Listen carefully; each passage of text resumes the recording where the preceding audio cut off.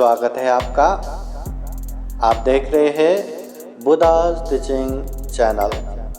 हम यहाँ बुद्धा और उनके शिक्षाओं के विषय में बातें करते हैं।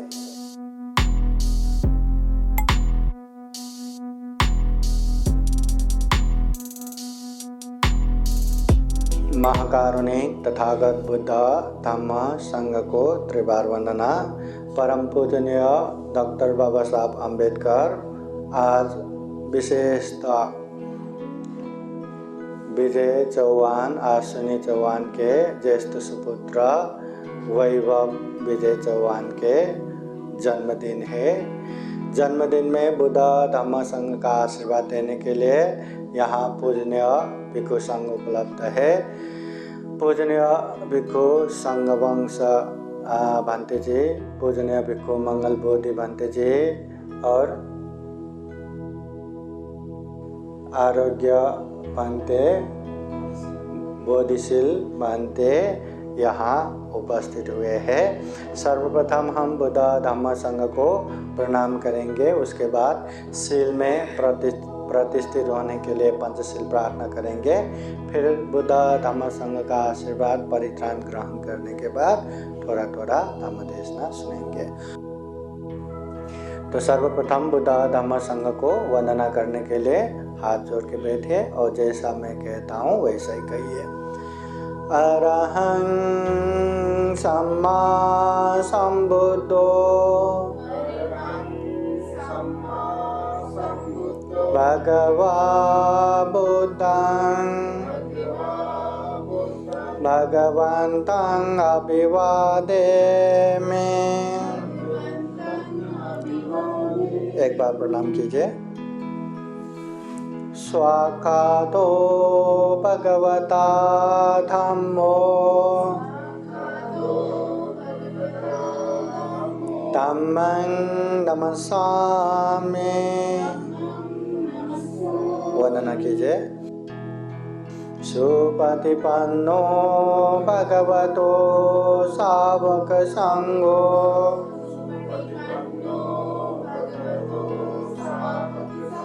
संघं नमामि।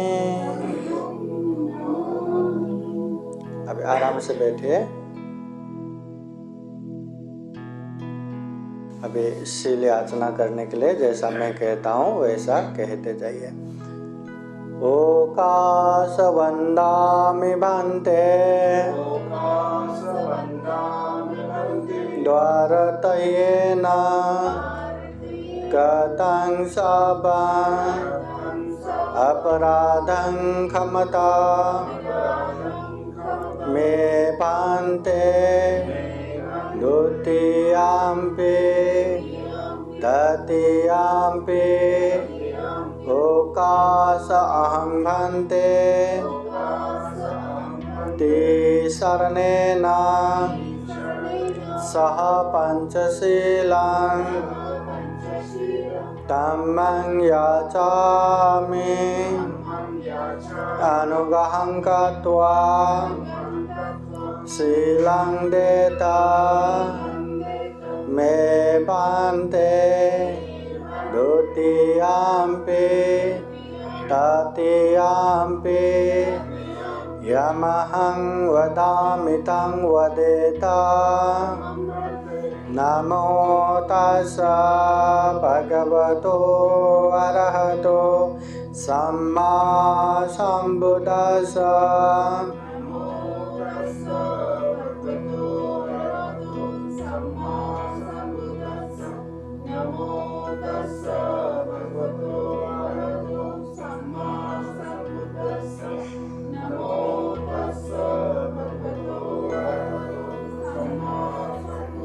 बुद्धं शरणं गच्छामि धम्मं शरणं गच्छामि संघं शरणं गच्छामि द्वितीयाम्पि बुद्धं शरणं गच्छामि द्वितीयम्पि धम्मं शरणं गच्छामि द्वितीयम्पि संघं शरणं गच्छामि तृतीयम्पि भूतं शरणं गच्छामि तृतीयम्पि धम्मं शरणं गच्छामि तृतीयम्पि संघं शरणं गच्छामि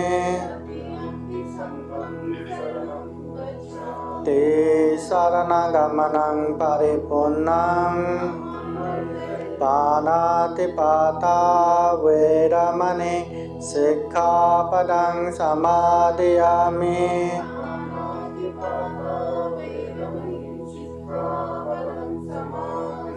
आदिन्नदाना वैरमणि सिक्खापदं समादयामि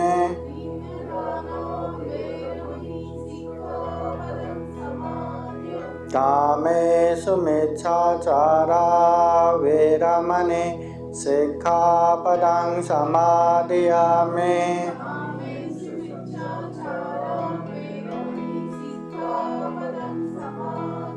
मुसावादा वैरमणि सिक्खापदं समादयामि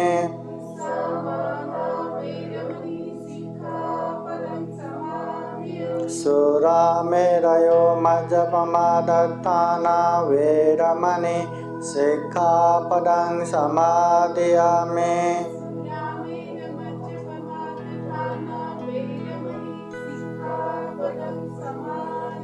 ते शरणेन सह पंचशीलं धम्मं साधुकं सुरक्षितं कृत्वा अपमादेन सम्पादेत साधु साधु साधु बुद्धं नमामि धम्मं नमामि संघं नमामि अहं वन्दामि सर्वदा।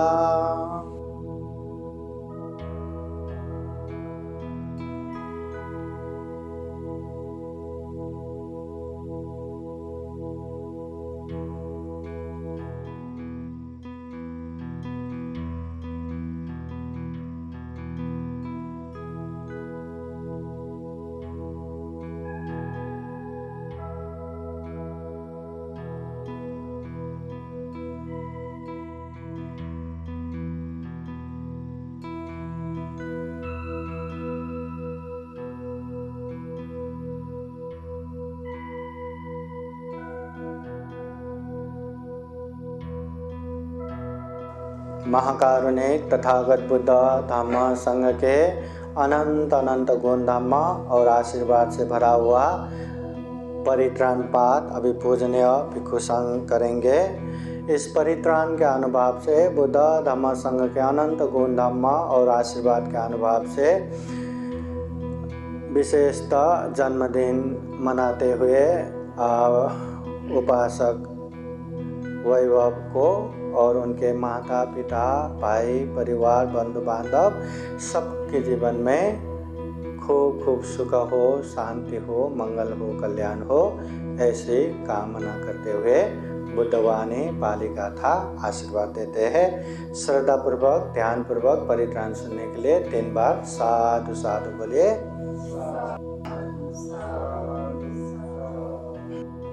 समन्ता चक्रवालेषु अत्र गच्छन्तु देवता सदामं मुनिराजः शृण्वन्तु सद्गमोक्षदम् धम्मश्रवणकालो अयं भदन्ता धम्मश्रवणकालो अयं भदन्ता Parita Dhamma Savana Kalo Ayang Badanta Namo Tassa Bhagavato Arahato Samma Sambuddhassa Namo Tassa Bhagavato Arahato Samma Sambuddhassa Namo Tassa Bhagavato Arahato Samma Sambuddhassa Ye Santa Santa Citta Te Sarana Sarana Yata Lokantarewa Brahma Brahma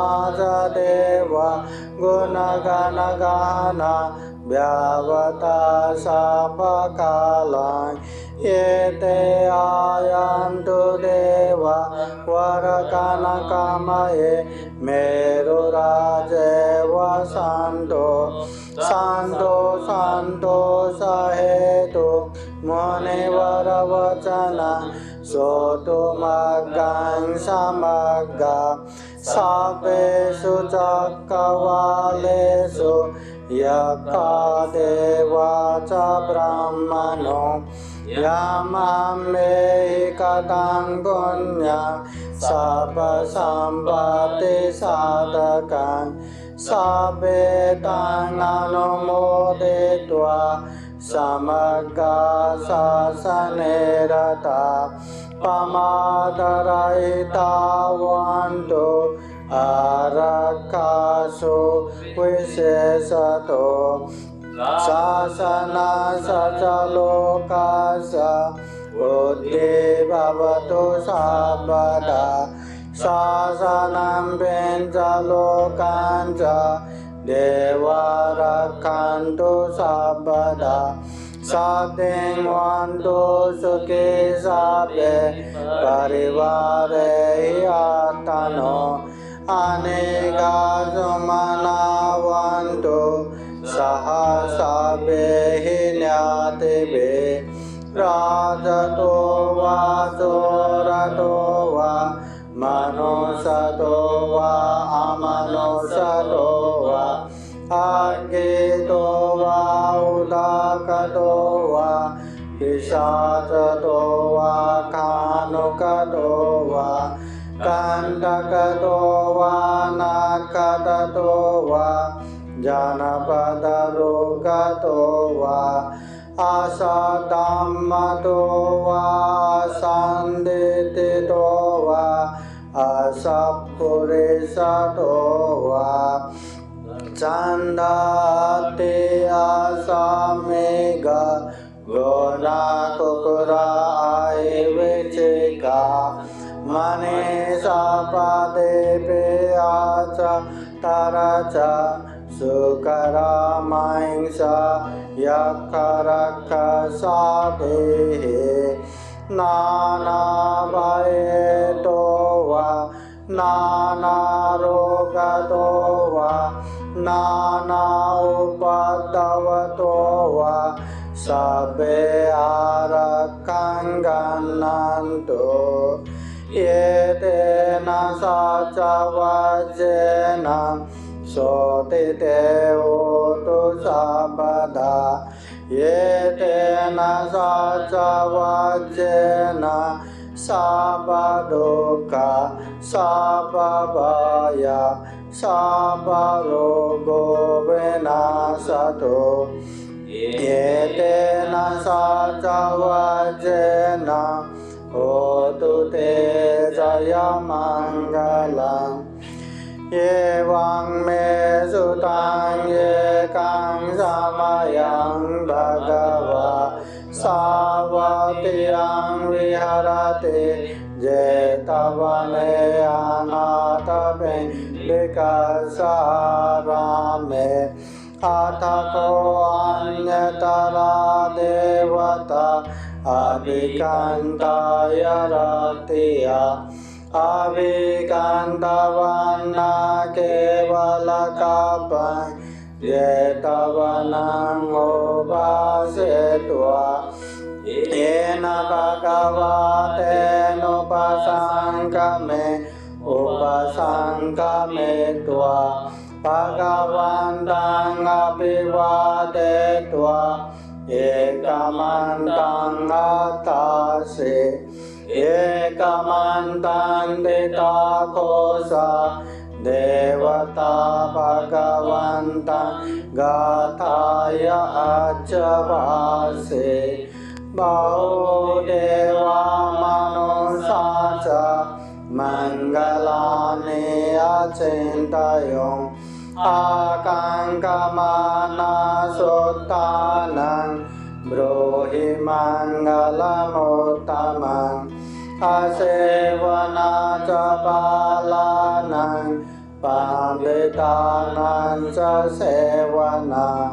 Puja Cha Pujaneyana Yetang Mangalamuttamang Vajrupadesa Vasocha Ubbecha Katapanyata Atta Samma Pamidesa Etang Mangalamuttamang Bahu Sacang Jasi Panca Vinayo Sa Susekito Subhasita Caya Vaca Yetang Mangalamuttamang Mata Pitu Upatanang Uttadara Sasanggao Anakula Cakamanta Etang Mangalamuttamang Danan Sadhamma Sariyasa Nyatakanan Sasanggao Anavajjane Kammane Etang Mangalamuttamang Arate Virate Papa Majjapana Sasayamo Apamado Sadammeso Yetang Mangalamuttamang Garavo Cha Nevato Cha Santo Te Cha Katanyuta Kalena Dhamma Savanang Etang Mangalamuttamang Khande Cha Sovacha Sada Samanatan Cha Dasanang Kalena Dhamma Sakacha Yetang Mangalamuttamang Tapo Cha Brahmacharyan Cha Ariya Satchana Dasanang Nibbana Satsikiyasa Yetang Mangalamuttamang Buddha Saloka Dhamme Titaye Sanakampati Asokang Virajang Kemang Etang Mangalamuttamang Etadisani Katwana Sabatama Parajita Sabata Zotenga Chanti Tante San Mangalamuttamang Te Yetena Sachavajena Soti Te Hotu Sabada Yetena Sachavajena Sabaduka Sababaya Sabarogo Venasatu Yetena Sachavajena Hotu Te Jaya Mangalang Karaniya Mata Kusalena Yantang Santang Padang Abhisameca Sakko Ujo Sajojo Ca สุวัจโจจะสมุโดอานาติมานิสันโดสะโคสะสุวาโรจะอาปะเกโจจะสัลลาอุกะอุเดสันเดมริโอสันปะโคจะอาปะกะบุคุเลสุอานาโนเกโตนาจะโคตังสามาจาเรเกนเจเยนะเวญโยปะเรอุปวะเตโยสุขิโนวะเขมิโนวันตุสัพเพสัตตาภวันตุสุขิตาตาเยเกจิปานภูตเตตัสสะวะตาวะราวะอนาวัสเสสะเดกาวะเยวะมันตาวะมัจฉิมาราสกะอนุกตุลาเดตาวะเยวะเดตาเยสะโดเรวะสันติอภิโดเรอุตาวะสัมภเวสีวะสัพเพสัตตาภวันตุสุขิตาตานาปโรปารานิโกเกตานาติมัญเยตากาตาเจนังกันเจยาโรสานาปฏิกาสัญญานาญมัญญาสะดุกะเมจยามาตายตาเนยัมบุตังอายุสาเยกะปุตตมนุรักเขเยวัมเบสะปะโพเตสุมานะสังภาวะเออปริมานังเมตัสสะสัพพะโลกัสมิงมานะสังภาวะเยอปริมานังอุตังอโตจติริยัญจะอสัมบาดังอเวรังอสัพพตังเตตังสรันนิเสโนวะสยานโนวายาวะตะสวิกตเมโตเยตังสะเตงอาทิเตยะบรามเมตังวิหารังอิตมาหุเยเตนจานุปกัมมะศิลวะดัสสะเนนะสัมปันโนกาเมสุวินัยเกตังไนจาตุกัปปะสัยยะปุณเรติเตเยเตนะสัจวัจเจนะโสติเตโหตุสัพพดาเยเตนะสัจวัจเจนะสัพพทุกขาสัพพพายาสัพพโรโกวินาศตุเยเตนะสัจวัจเจนะโหตุเตจายมังคลังดุขปัตตาจาเนดุขะปายาปัตตาจาเนปายาโสกปัตตาจาเนโสกะวันตุสัพเพปิปานิโนเอตาวตาจัมเมหิสัมปดังปุญญสัมปดังสัพเพเทวานุโมทันตุสัพพสัมปติสิทธิยาดานังดาดันตุสัตตายาเสลังรักขันตุสัพพดาภาวนาเบรตาวันตุกัจฉันตุเดวตากตาสัพเพบุตตาบาลปัตตาปัจเจกานัญจยังบาลังอารันตานัญจเตเจนะรักขังวันดาเมสัพพโส आकाशता च भूमता देवानागा महितिका पुण्यं दङ्गनुमोदित्वा चिरं रक्षन्तु बुद्धशासनम् आकाशता च भूमता देवानागा महितिका पुण्यं दङ्गनुमोदित्वा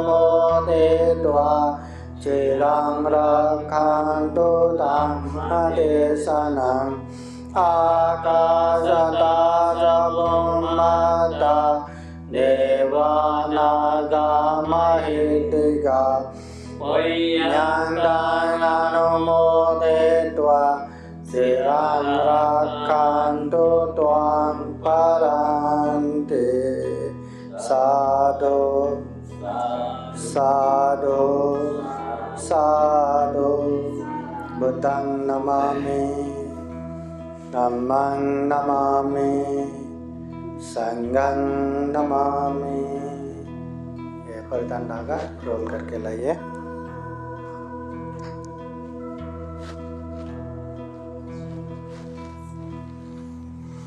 वैभव हाथ जोड़ के थोड़ा नीचे बैठो, थोड़ा नीचे झुको, हाथ जोड़ के खाली खाली खाली वहाँ दे दो। खाली खाली हाथ जोड़ दो। सभ्य बुद्धा बलपत्ता पच्चेकानंद अंगवलंगरंतानंद तेजन रखम में सब सो। चलो जन्मदिन का बुद्धा धम्म संघ का आशीर्वाद खूब खूब रहे। आओ बुद्धा धम्म संघ का आशीर्वाद हमेशा रहे। आराम से बैठो।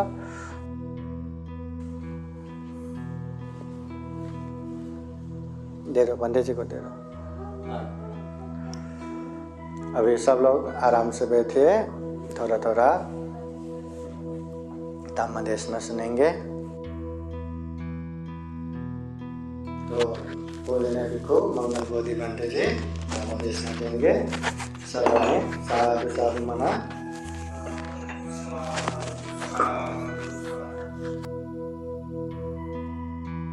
आज या ठिकाणी वैभवच्या जन्मानिमित्त या ठिकाणी भिक्खू संघास चव्हाण परिवारातर्फे भोजनदान देऊन फार मोठेपणा केलेला आहे। तर या ठिकाणी मी आपणास एक 10 ते 15 मिनिटं आपलं काय असं वर्षावास्याबद्दल मी आपणास थोडं प्रवचनामध्ये सांगतो। सुखो बुद्ध नवपदो सुख सद्धम्म देशना सुख संघस सामग्ये समगणं तपो सुखो। विश्वाला शांतीचा संदेश देणारे तथागत महाकारुणिक सिद्धार्थ सम्यक बुद्ध भगवान बुद्धांनी आपल्या प्रज्ञातून निर्माण केलेला सद्धम्म व त्या सद्धम्माचा प्रसार आणि प्रचार करणारा भिक्खू संघ या 3 रत्नाला प्रथम माझे पंचांग प्रणाम। या 3 रत्नाची ओळख करून देणारे परमपिता बोधिसत्व घटनेचे शिल्पकार परमपूज्य डॉक्टर बाबासाहेब आंबेडकर यांनाही माझा पंचांग प्रणाम। आज या ठिकाणी या कार्यक्रमाला आमचे वरिष्ठ भिक्षू आदरणीय डॉक्टर इंदमाई भंते यांनाही माझा प्रणाम। तसेच माझे ज्येष्ठ भिक्षू संघवंश यांनाही माझे वंदन। तसेच आलेल्या भिक्षूंना माझा आशीर्वाद। तसेच या ठिकाणी वैभवच्या जन्मदिनानिमित्त आलेले आपले सर्व स्नेहबांधव यांना सुद्धा शुभ आशीष। आज फार महत्त्वाचा दिवस म्हणजे आज वैभवचा जन्मदिवस आहे। कारण की भगवान बुद्धाच्या भगवान बुद्धाच्या नियमात या ठिकाणी वर्षवासामध्ये फार मोठा वर्षवास आहे आणि वर्षवासामध्ये वैभवचा जन्मदिवस आलेला आहे, फार मोठे पुण्यकर्म झालेले आहे. आणि त्यामध्येच या ठिकाणी चव्हाण परिवाराने 5 भिक्षूंना भोजनदान दिलेलं आहे. या 5 भिक्षूला भोजनदान दिलेलं ह्या चव्हाण परिवाराला 5,000 भिक्षूला 5,000 उपासकाला भोजनदान दिलेलं जे पुण्याचा लाभ झाला आहे. ते फार मोठं पुण्यकर्म आहे.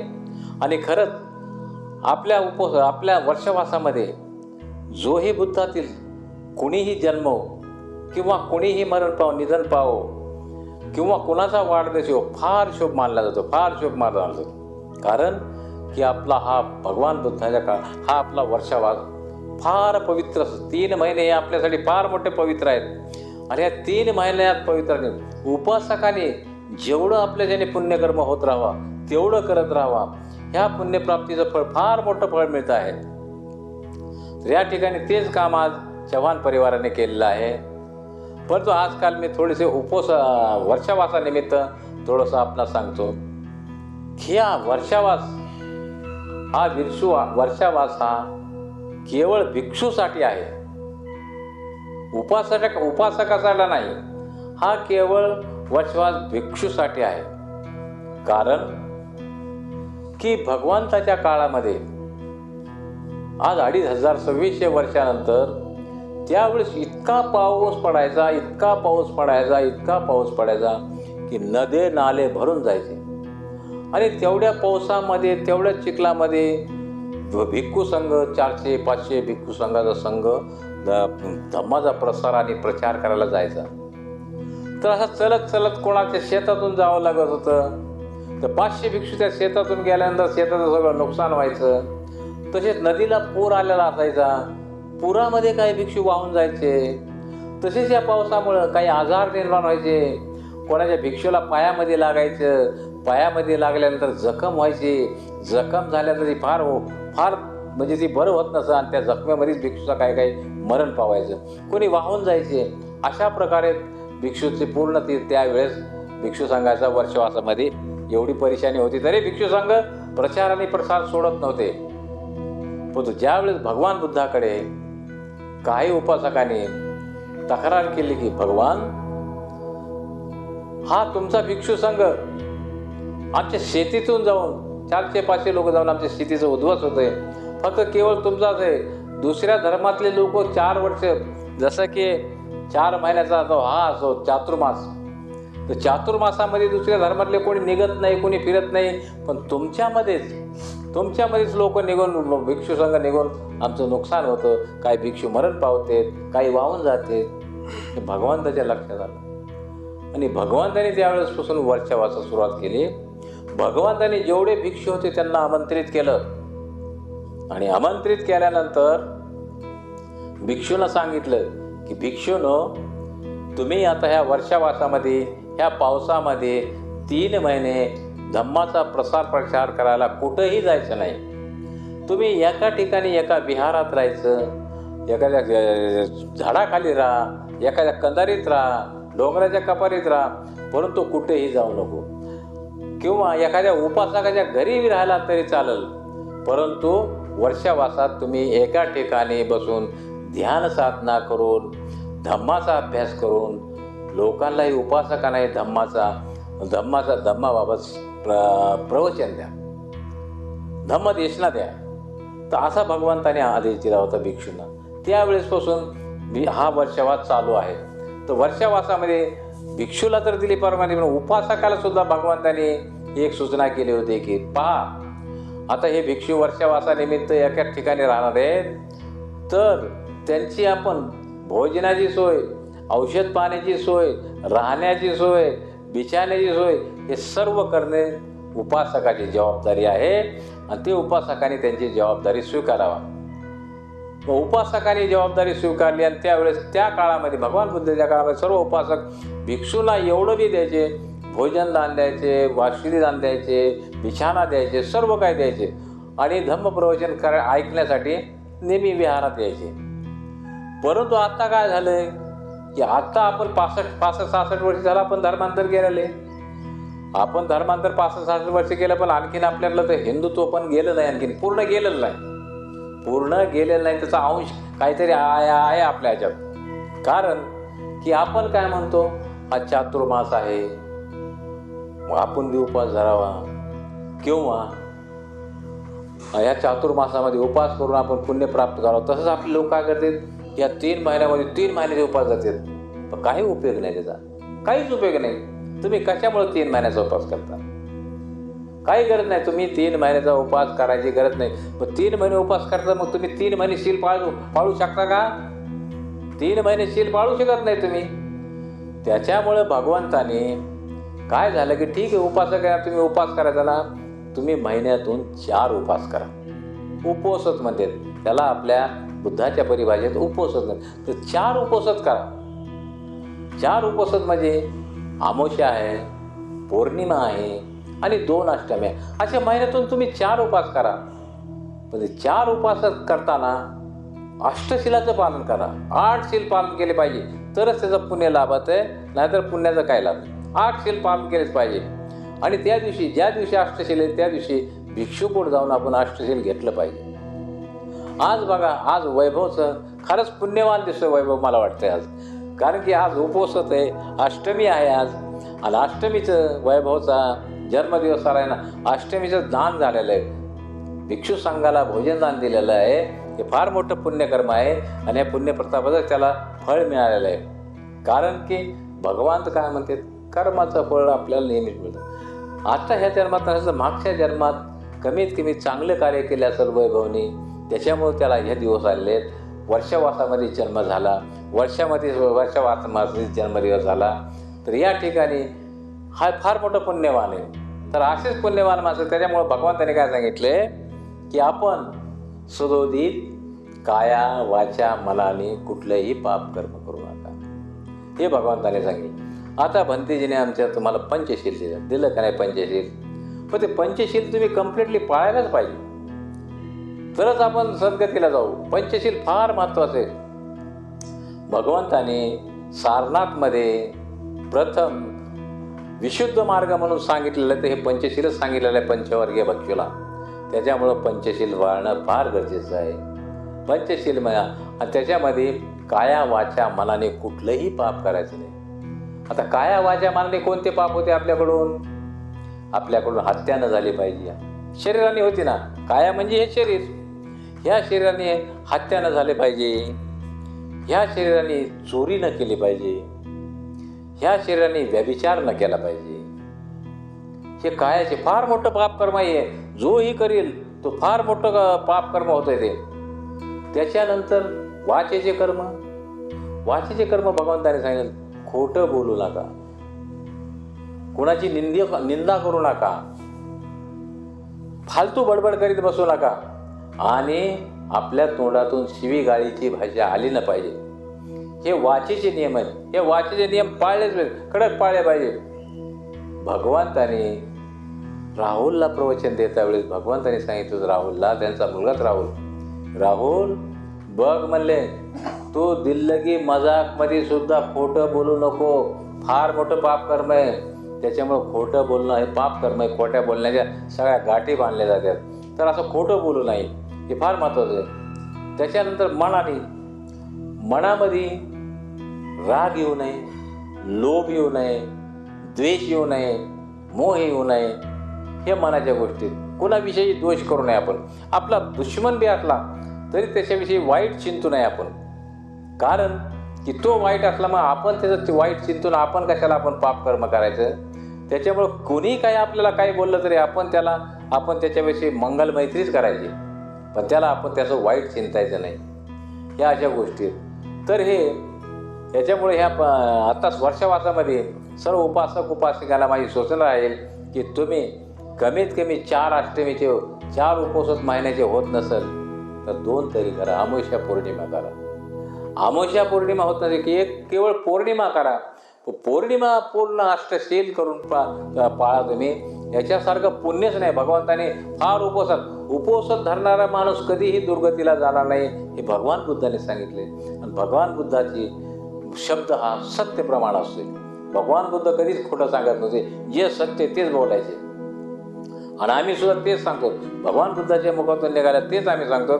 आमच्या मनाने काहीही आम्ही सांगत नाहीत. तर या ठिकाणी आपणास एवढं सांगणं की कमीत कमी ह्या वर्षावासामध्ये जरी 3 महिन्यात 1 महिना तर गेला. आता एक पौर्णिमा गेली, आषाढ पौर्णिमा गेली. आता ही श्रावणी पौर्णिमा 12 तारखेला आहे. 12 तारखेला झाला उपवास, फार मोठं पुण्यकर्म आहे. त्याच्यानंतर अश्विन पौर्णिमा येते. हे 2 उपवास होते. तसं तर पौर्णिमाचा उपवास हा नेहमीच केला तरी फार मोठं चांगलं आहे. आता आपल्यामध्ये होत नाही. बाकी दुसरे धरते, कोणी आपले धरते. जिथं आपलं स्लमी आहे तिथं पौर्णिमा धरते. उपवास आहे का? हो ना, बनते जे पुन्हा आहे ना आम्हाला. बरं, मग कधी जेवतो? आम्ही संध्याकाळी जेवतो ना. बनते संध्याकाळी उपवास सोडतो. अरे म्हणलं हे आपल्यात नाही ना जमत संध्याकाळी उपवास सोडणं. दिवसभर खात राहायचं, संध्याकाळी जेवायचं. सर, आपल्यात असा उपवासच नाही. आपल्याकडं सकाळी पौर्णिमेच्या दिवशी सकाळी विहारात जाऊन किंवा एखाद्या भिक्षूकडून जाऊन त्रिशरण पंचशील घ्यायचं, त्रिशरण आणि अष्टशील घ्यायचं. आणि तिथून मग तुम्ही 12 वाजेपर्यंत चहा करा, नाश्ता घ्या, काही बी घ्या ना. 12 वाजेत काही बी खा. 12 वाजेपर्यंत तुम्हाला काही एवढं नाही आहे. 12च्या नंतर भोजन झाल्यानंतर 12च्या आत भोजन करायचं. आणि 12च्या आत भोजन झाल्यानंतर मग त्यावेळेस तुम्ही काय तिथून दुसऱ्या दिवशी 6 वाजेपर्यंत तुम्हाला काय नाही घ्यायचं. ठीक आहे, तुम्हाला भूक वगैरे लागली तर तुम्ही चहा घ्या, काळा चहा घ्या. दुधाचा बी नाही, काळा चहा घ्या. काळा चहाला मान्यता आहे. तुम्ही फळाचा ज्यूस घ्या. भूक लागली तुम्हाला फळाचा ज्यूस घ्या. पण फळंसुद्धा खाता येईल. फळाचा ज्यूस किती प्या? 2 ग्लास प्या, 3 ग्लास प्या ज्यूस. परंतु अन्न कुठल्याही प्रकारचं घ्यायचं नाही सकाळी दुसऱ्या दिवशी 6 वाजेपर्यंत. आणि 8 शिलाचं पालन करायचं. फार मोठं पुण्यकर्म आहे ते. तर हे पुण्यकर्म आता उपवासामध्ये करा तुम्ही. तुम्हाला सांगतो, तुम्ही नसलं केलं तर हे करून घ्या. फार मोठं पुण्यकर्म आहे. आणि या ठिकाणी वैभवच्या वाढदिवसानिमित्त, जन्मदिवसानिमित्त मला जे थोडंसं आपणास प्रवचन करण्याची आमच्या भंतेजीने परवानगी दिली, त्यावर भंतेजीचे मी आभारी आहे. आणि वैभवला मी माझ्या ह्याच्यातून शुभकामना देतो. तुम जियो हजारो साल, साल के दिन हो 50,000. हे सुद्धा आहेत. हे आहे, होते 50,000 होतेच. आम्ही जो आशीर्वाद देतो 100% होतोय. कारण की हे काय, मनुष्य मुक्त होत नाही. जन्म मरण्याच्या फेऱ्यात आहेत. त्याला तो आशीर्वाद 50,000 वर्षापर्यंत चालूच आहे. तो 50,000 वर्ष जन्मच होईल, जिवंतच राहील. तर असं आहे की माणूस मुक्त कधी होईल? त्याला मुक्त व्हायला फार जन्म घ्यावे लागते. भगवंताला सुद्धा कित्येक जन्म घ्यावा लागले मुक्त होण्यासाठी. त्याच्यामुळं या ठिकाणी मी वैभवला आशीर्वाद देऊन या ठिकाणी माझं 2 मिनिटाचं प्रवचन संपवतो. मला साधू साधू साधू.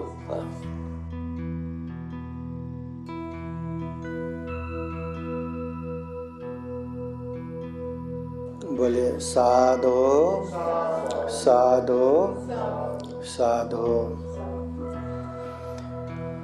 यो च सततं जीवे दुःशीलो असमाहितो येकाहं जीवितं श्रेयो शीलवन्तः सजायिनो.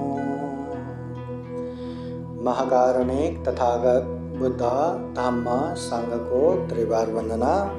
परम पूजनीय बोधिसत्व डॉक्टर बाबा साहब अम्बेडकर आज के कार्यक्रम में उपस्थित पूजनीय भिक्षु संघ, श्रामणेरगण, श्रद्धा संपन्न, बुद्धि संपन्न उपासक उपासिकाएं, आज विशेषतः वैभव उपासक का जन्मदिन।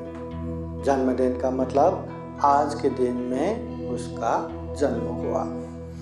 जब भी कोई भी प्राणी इस दुनिया में जन्म होता है तो उसके पीछे पीछे मृत्यु भी लगता है। उपत्या सहे वेदं मरणं आगतं सदा।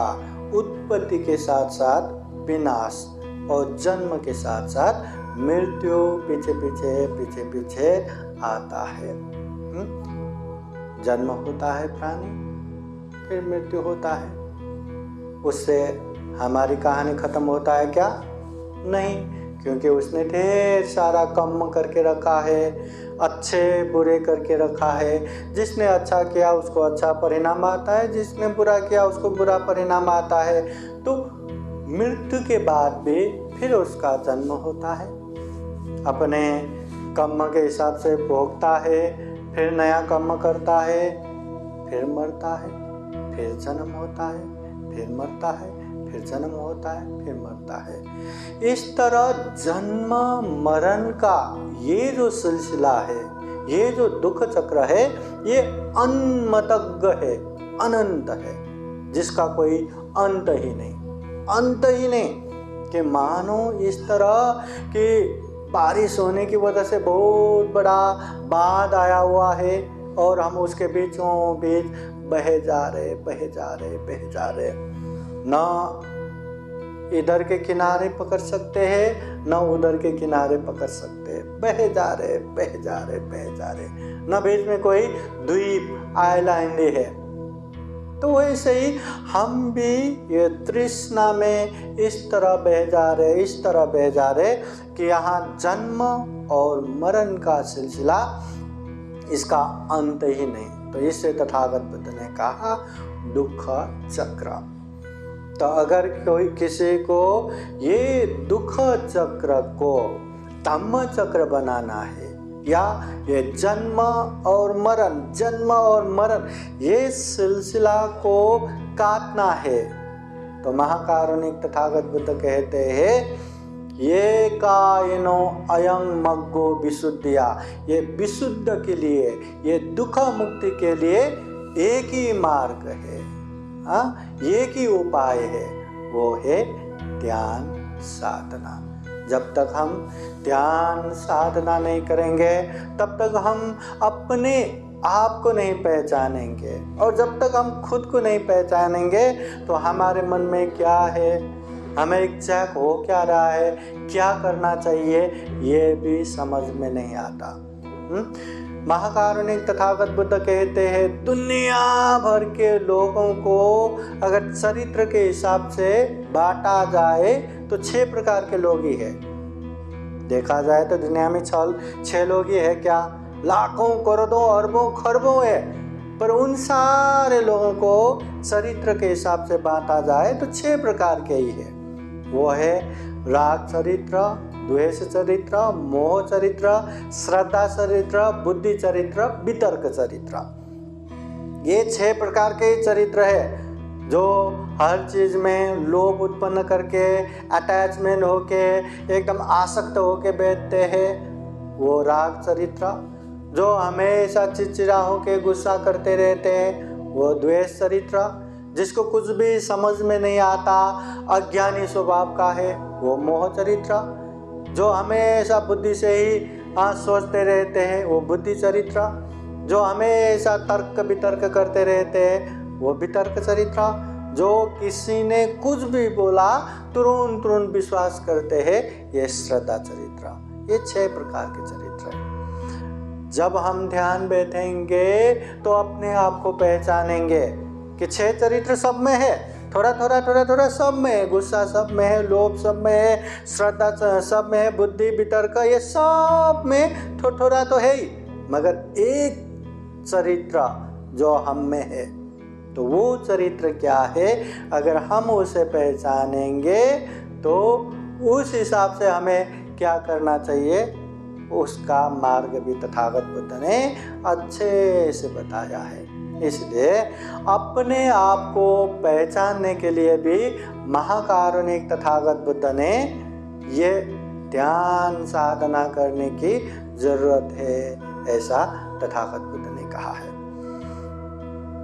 प्रवचन के प्रारंभ में एक बुद्धवाणी गाथा आप लोगों को बोले कि इस दुनिया में यो च वत्स शतं जीवे दुस्सीलो असमाहितो, इस दुनिया में दुराचारी असंयमित होके या शील को पालन न करते हुए, शील को न जानते हुए 100 साल भी जिए, उसका कोई भी औचित्य नहीं, कोई भी फायदा नहीं। तथागत बुद्ध कहते हैं शीलवान गुणवान होके एक दिन भी जिया तो वो सबसे बड़ा रहता है, वो श्रेष्ठ रहता है।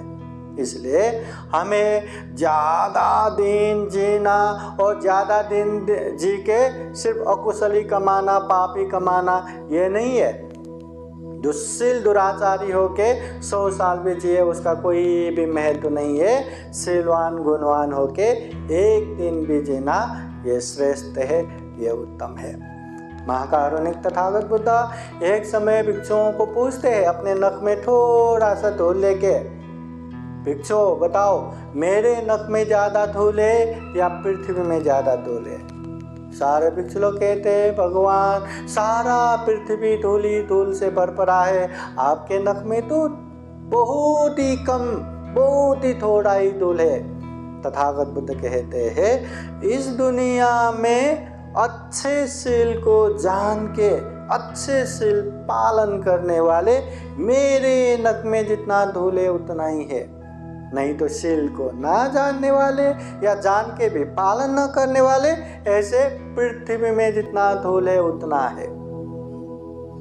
अच्छे शील पालन करके अच्छे परिणाम प्राप्त करने वाले नख में जितना धूल है उतना ही है, बाकी तो शील पालन न करने वाले या पालन किया तो भी परिपूर्ण ना होके उसका अच्छा परिणाम प्राप्त ना करने वाले पृथ्वी में जितना धूल है उतना है।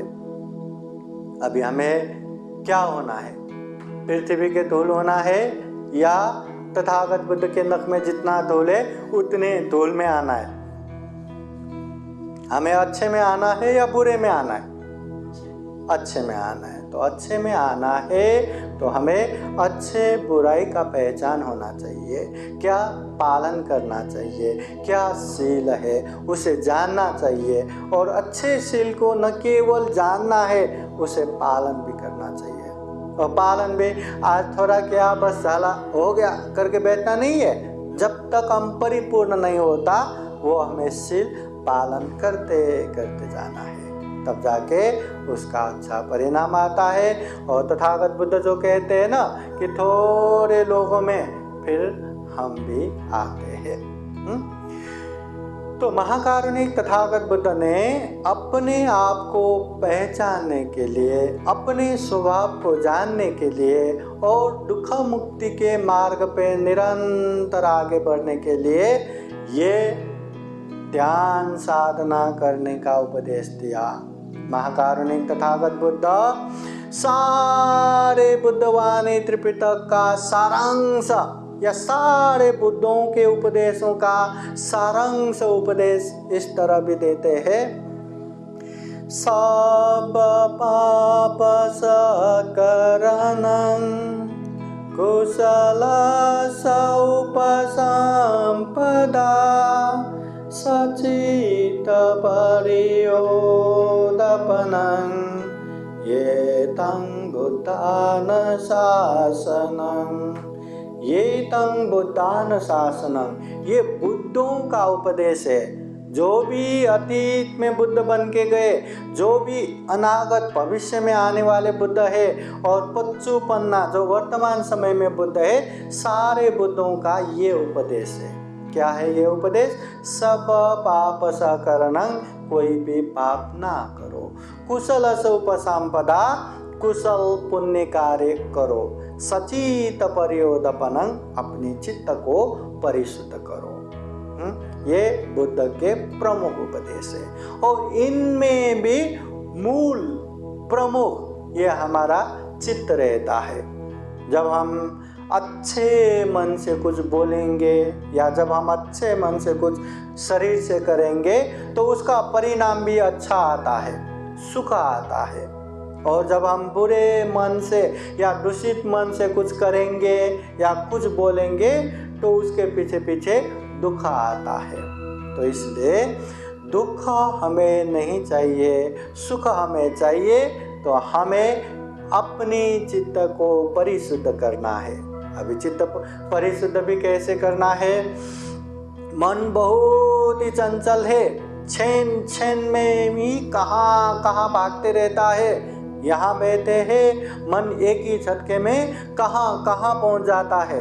हाँ, उसके लिए कोई भी बंधन नहीं है। तो ऐसे बंधन मुक्त ये जो चित्त जो चंचल है, ये चंचल चित्त को एकाग्र करने के लिए भी हमें यही ध्यान साधना करना है।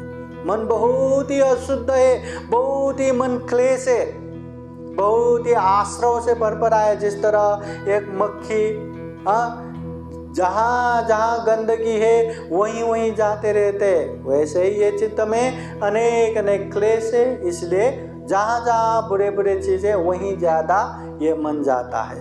इसलिए अशुद्ध मन को परिशुद्ध करने के लिए भी हमें ध्यान साधना करना है। अभी जीवन में हम ध्यान साधना करेंगे तो देखेंगे अपने दैनिक जीवन में ही बहुत ही सुख शांति महसूस हो रहा है। पहले हम जो लोभ रखते हैं देखते हैं वो भी कम कम कम कम हो रहा है। पहले जो हम गुस्सा करते हैं, द्वेष रखते हैं, देखते हैं वो भी कम कम कम कम हो रहा है। पहले किसी से झगड़ा होता है तो जल्दी ख़त्म ही नहीं होता, तो देखते हैं वो भी जल्दी जल्दी ख़त्म हो रहा है। तो इस तरह ध्यान साधना करेंगे तो दैनिक जीवन में भी बहुत अच्छा प्रभाव आना शुरू हो जाएगा। हाँ, जिस तरह हम अपने आप को महत्व देते हैं, अपने खुशी को महत्व देते हैं, अपने काम को महत्व देते हैं, वैसे ही हर सामने वाले व्यक्ति को भी महत्व देना जानेंगे।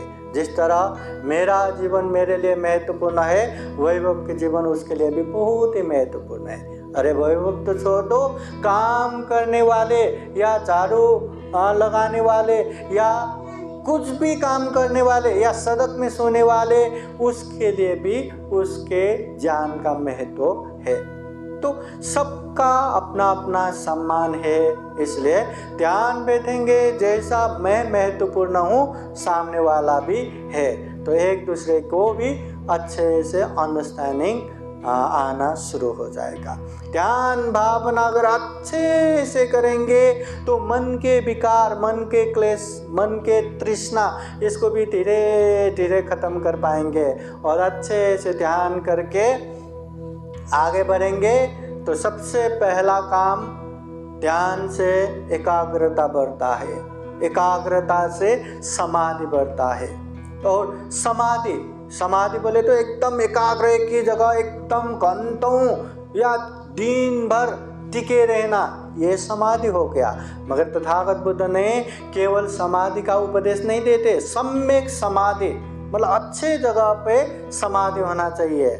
जैसे एक बकुला रहता है ना, वो नदी में एक टांग पे खड़े होके इतने देर तक चुपचाप बैठे रह सकते हैं, जैसे कोई मछली आया उसको पकड़ते हैं। उसका भी समाधि है पर वो गलत हो गया। तो सम्यक समाधि, एकाग्रता, ध्यान से एकाग्रता। फिर धीरे धीरे हम विपश्यना करते जाएंगे तो उससे प्रज्ञा बढ़ेगा और प्रज्ञा से दुख मुक्त निर्वाण भी प्राप्त कर सकते हैं। ये ध्यान का फायदा है। अभी व्यवहारिक जीवन में ध्यान का फायदा क्या होता है, तो इस विषय में हम भारद्वाज ब्राह्मण की कहानी से देख सकते हैं।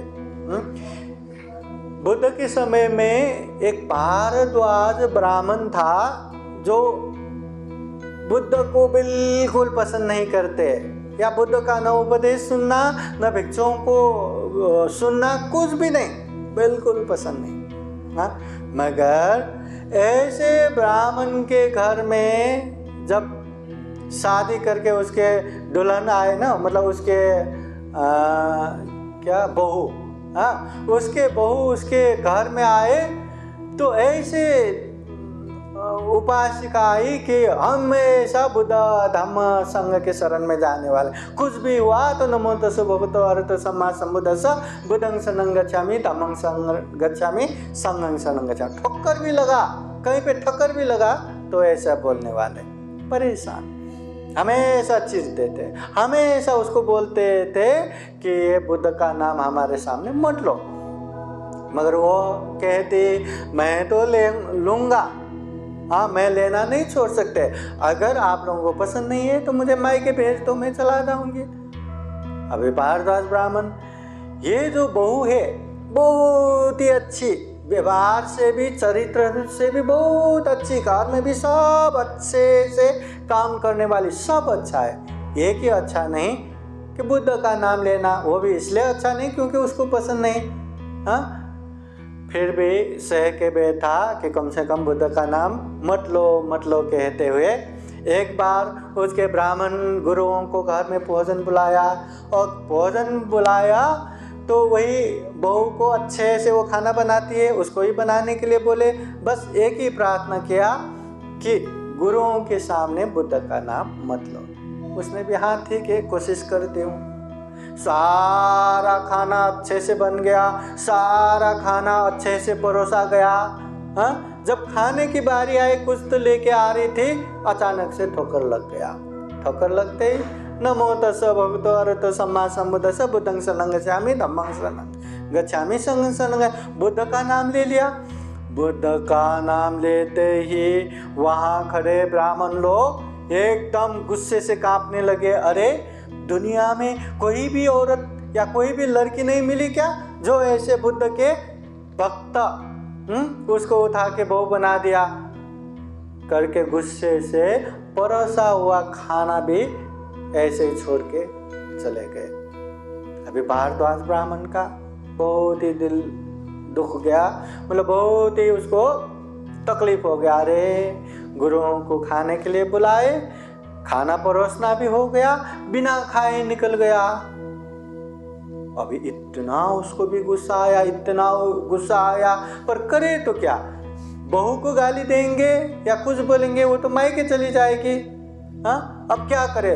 तो उसको इतना गुस्सा आया तो उसने सोचे अभी अपने बहू को क्या गुस्सा निकालना, ये तो मायके चली जाएगी, उससे अच्छा इसके गुरु को गुस्सा निकालेंगे, मतलब बुद्ध को ही गुस्सा निकालेंगे, बुद्ध को ही गाली देंगे। ऐसा सोच सोच के वो वहाँ से निकल गया। बुद्ध कहाँ है? बुद्ध को ढूंढते ढूंढते निकल गया। बुद्ध बिहार में, उस समय बिहार बोले तो एक छोटा सा भवन तो नहीं रहता, बहुत बड़े बगीचे जैसा रहता है, और उसमें कुटी कुटी बना के रहते हैं। तो तथागत बुद्ध एक पेड़ के नीचे आराम से ध्यान कर रहे थे। अभी वो भारद्वाज ब्राह्मण इतना गुस्सा भर भर के लाए, गुस्सा कम नहीं होना चाहिए, रास्ते भर बुद्ध को ऐसा गाली देंगे वैसा गाली देंगे, सोच सोच के बुद्ध को ढूंढते हुए आए। बुद्ध मिला पेड़ के नीचे, वो गया बुद्ध के पास। गुस्सा कम न हो इसलिए जाते ही बुद्ध को खूब गाली देने लगे। अरे, तुम ऐसे तुम वैसे। घर घर में सारे, मतलब वो उपासकाओं को पथभ्रष्ट करने वाले, क्या क्या माया जाल करने वाले, ऐसा वैसा करके बहुत ही गुस्सा निकालने लगे। इतना गुस्सा निकाला, इतना गुस्सा निकाला, इतना गुस्सा निकाला,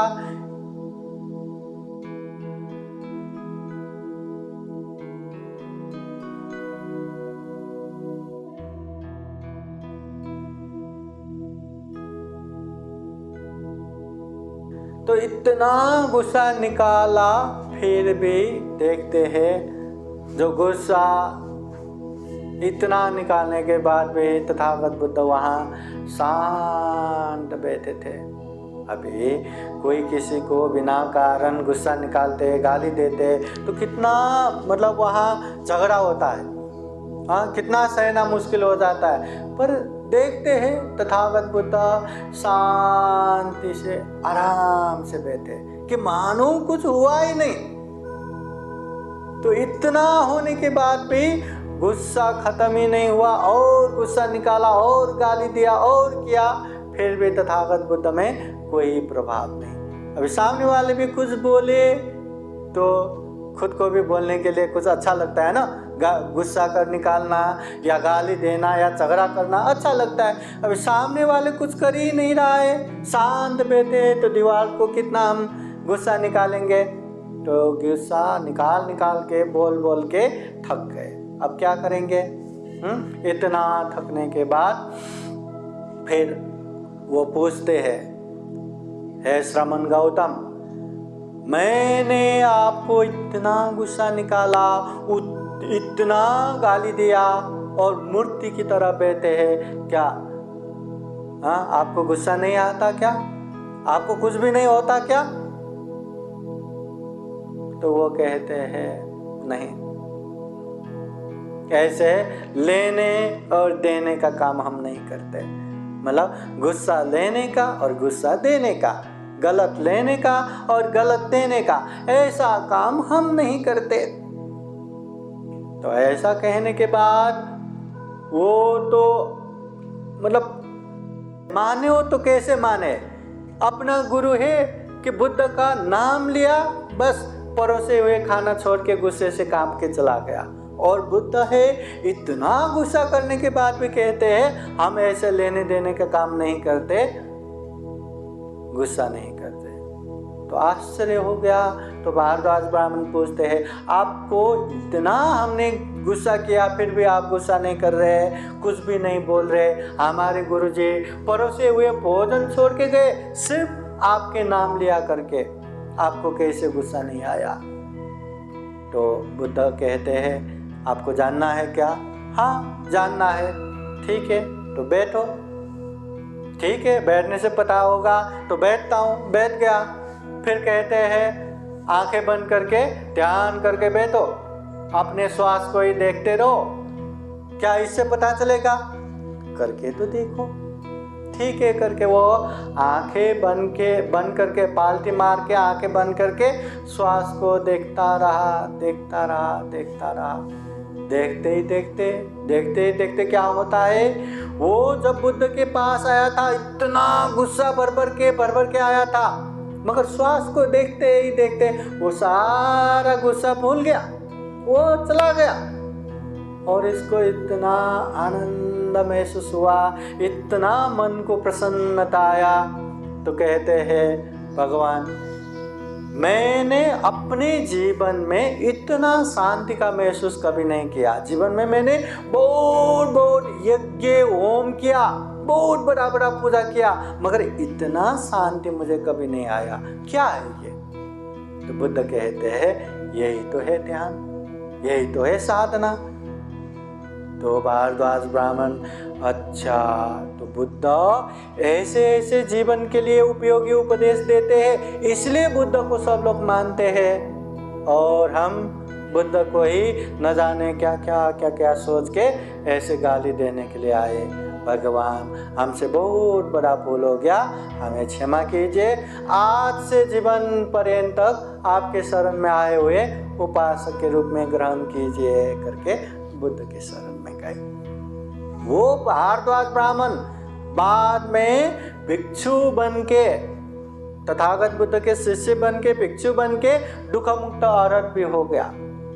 अभी भारद्वाज ब्राह्मण बोले तो उन समय में बड़े ब्राह्मण कुल में आता है, इसलिए उसके और भारद्वाज ब्राह्मण बहुत है, तो उसके और एक भाई है अकोश भारद्वाज ब्राह्मण।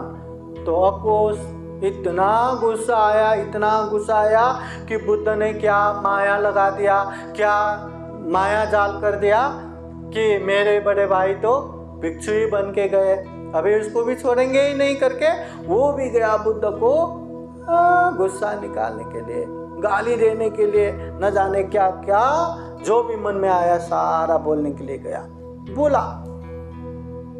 उस समय भी तथागत बुद्ध गुस्सा नहीं किया।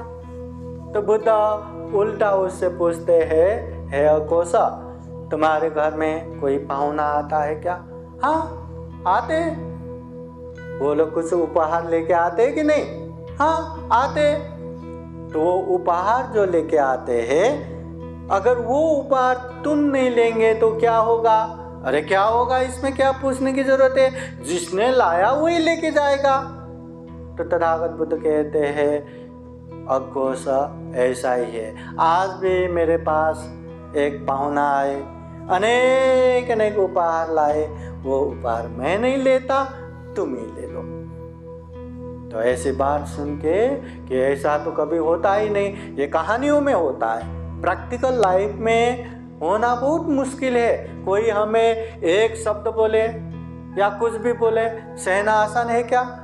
अरे हमें तो छोड़ दो, हमारे पहचान वाले को भी कुछ बोल के दिखाओ, या हमारे माँ बाप को, भाई बहन को कुछ बोल के दिखाओ, है ना, सहना मुश्किल हो जाता है। मगर तथागत बुद्ध ने इतना सहन, तो सामने वाले का मन ही परिवर्तन हो गया, हृदय परिवर्तन हो गया, वो बुद्ध के शरण में गए। ऐसे ही एक समय तथागत बुद्ध हजारों भिक्षुओं के सामने भिक्षाटन जा रहे थे और बहुत सारे लोग वहाँ भोजन दान दे रहे थे। ऐसे समय में कोई एक कहाँ से आए और तथागत बुद्ध के मुंह से ही थू करके थूक दिया। उपासक ने सोचा था कि बुद्ध इतना सहते, उतना सहन करते, कोई इंसान इतना भी सह सकते हैं क्या? चलो मैं लोगों के सामने पर्दाफाश कर देता हूँ। सबके सामने थूकेंगे तो बुद्ध को गुस्सा कैसे नहीं आएगा, वो कुछ क्यों नहीं करेगा, ऐसा सोच के सबके सामने थूका था। सबको इतना गुस्सा आया, भिक्षुओं को गुस्सा आ रहा है, उपासक उपासिकाओं को गुस्सा आ रहा है, पर तथागत बुद्ध शांत रूप से बैठा रहा। न कुछ प्रभाव, न गंभीर भाव, न गुस्सा। उल्टा तथागत बुद्ध कहते हैं, उपासक धन्यवाद, धन्यवाद। सबके सामने बेइज्जत करने के लिए मैं ठुक रहा हूँ, फिर भी मुझे धन्यवाद क्यों? तो बुद्ध कहते हैं, सारे जग मुझे बहुत सहन शक्ति है, ऐसा है वैसा है कहते हैं, आज सबके सामने तुमने ठुका ना, क्या सच में मैं हूँ क्या? तो अपने आप को परीक्षण करने का मौका मिला, ऐसा मौका तुमने दिया, इसलिए तुम्हें धन्यवाद। वहीं उपासक तथागत बुद्ध के पैर पकड़ के क्षमा मांगते हैं। तो ये सब अगर हम ध्यान करेंगे, साधना करेंगे तो ही पता चलता है। इसलिए तथागत बुद्ध जीवन में अगर दुख मुक्त होना है, जीवन में जितने भी तृष्णा है वो तृष्णा से मुक्त होना है, जीवन में जो दुख मुक्त निर्वाण प्राप्त करना है, तो वहाँ एक ही मार्ग है, एक ही उपाय है, ध्यान साधना। ध्यान साधना किए बिना हम कितना भी दान दो, दुख मुक्त नहीं हो सकता। दान कुशल कम हो गया, उसका अच्छा प्रभाव मिलेगा, अच्छे धन संपत्ति मिलेंगे। ये शील पालन करना अच्छा कुशल पुण्य हो गया, शील पालन करने से अच्छे से अच्छे सुगति मिलेगा। ब्रह्म विहार, मैत्री, करुणा, मुदिता, उपेक्षा का जो प्रभाव, ये अभ्यास करने से ब्रह्म लोक पहुंचेगा, मगर दुख मुक्त नहीं होता। दुख मुक्ति के लिए यही ध्यान साधना ही करना जरूरी है। इसलिए चाहे दिन में थोड़ा थोड़ा ही क्यों ना हो, ध्यान साधना करते रहना चाहिए।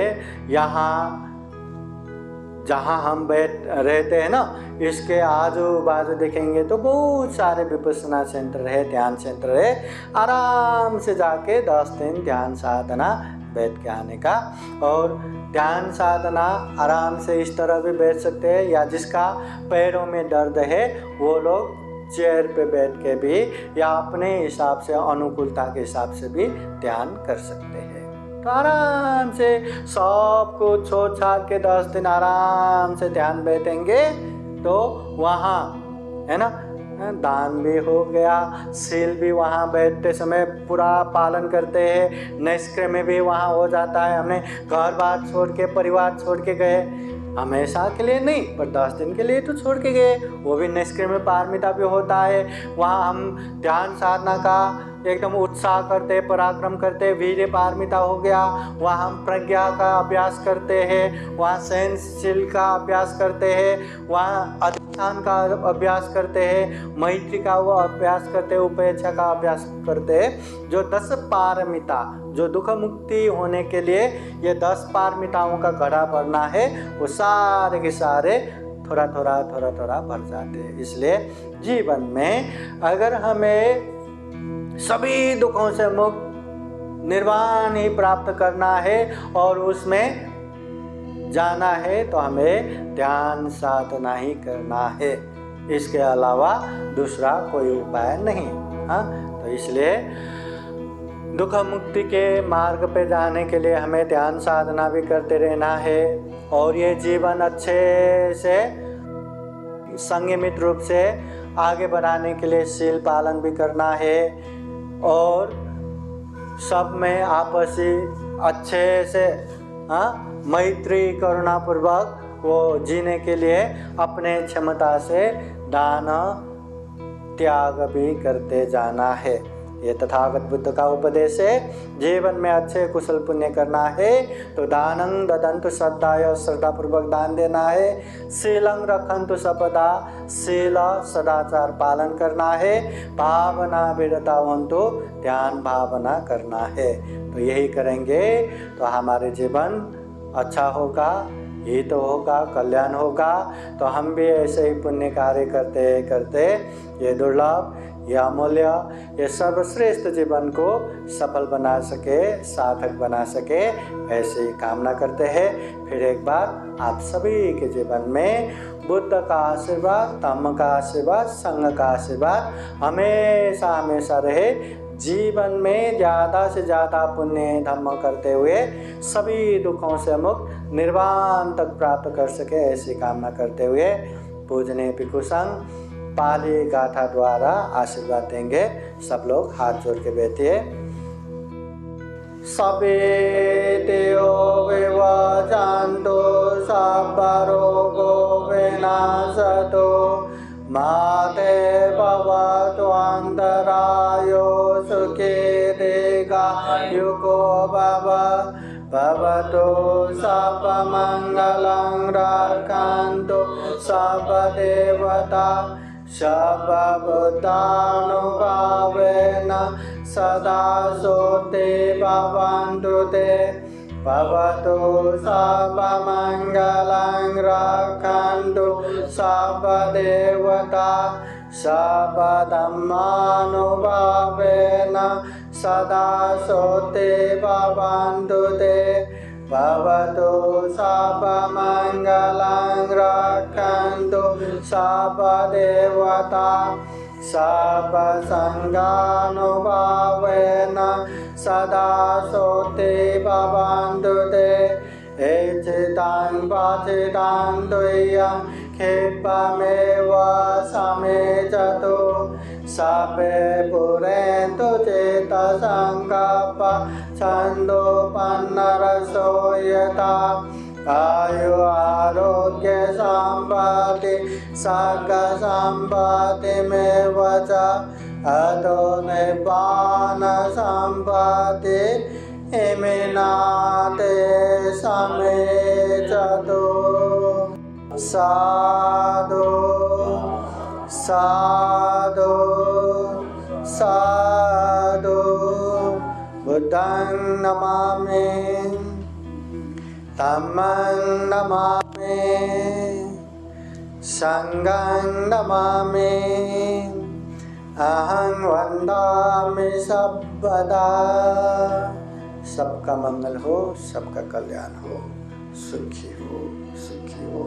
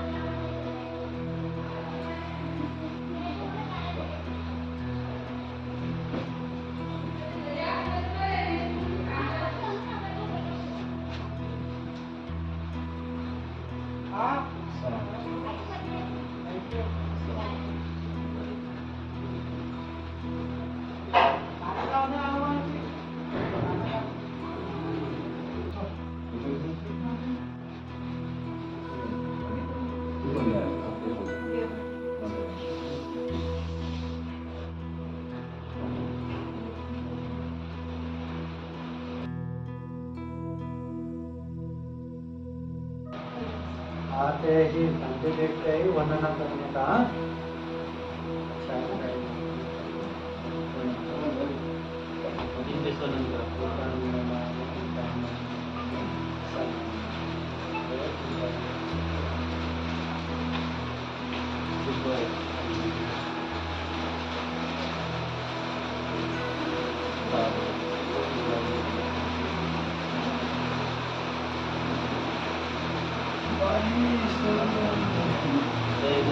क्या नाम था आपका?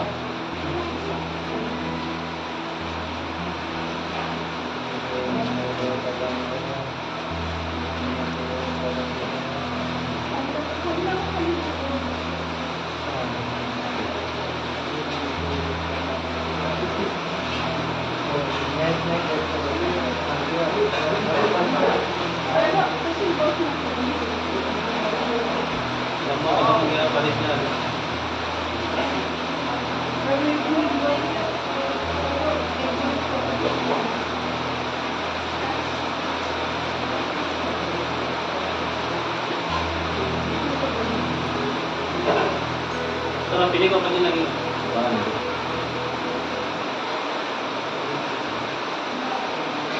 Sadhu, sadhu, sadhu.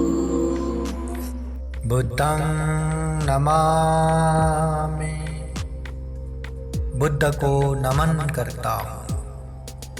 धम्मं नमामि, धम्म को नमन करता हूँ।